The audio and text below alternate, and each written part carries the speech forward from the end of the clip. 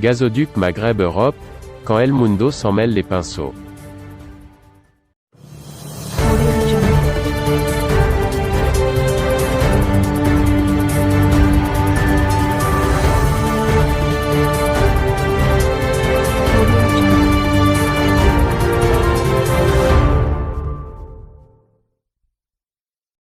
Carlos Segovia est rédacteur en chef adjoint et correspondant économique d'El Mundo à Bruxelles depuis 9 ans.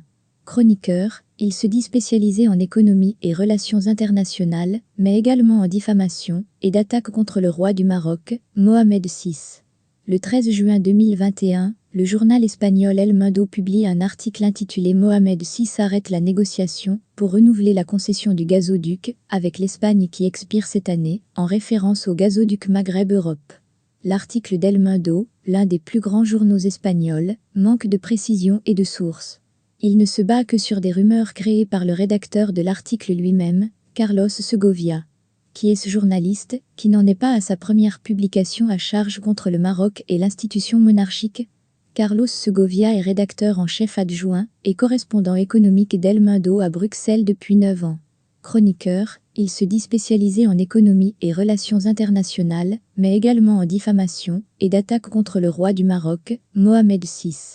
Le 23 mai 2021, soit il y a moins d'un mois, il publie une chronique où il s'attaque effrontément au souverain. Cette fois-ci, il s'attaque à la stratégie énergétique du royaume et les supposées exploitations par la monarchie des ressources du Sahara. Pour ces articles, le choix des photos du souverain, le traitement, les termes choisis et la promotion sur les réseaux sociaux ne servent qu'un seul objectif, ternir l'image du Maroc et de son roi.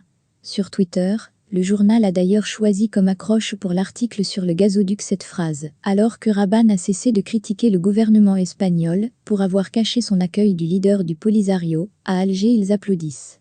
Absence de réaction marocaine. Que veut faire passer le journal à travers cette provocation ?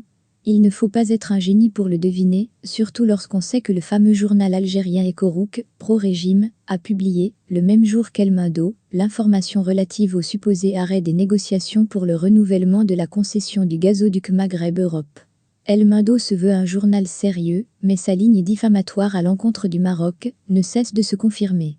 D'autant plus que Carlos Segovia est souvent sollicité dans de grands événements, comme le World Economic Forum à Davos, et il donne aussi des formations en journalisme.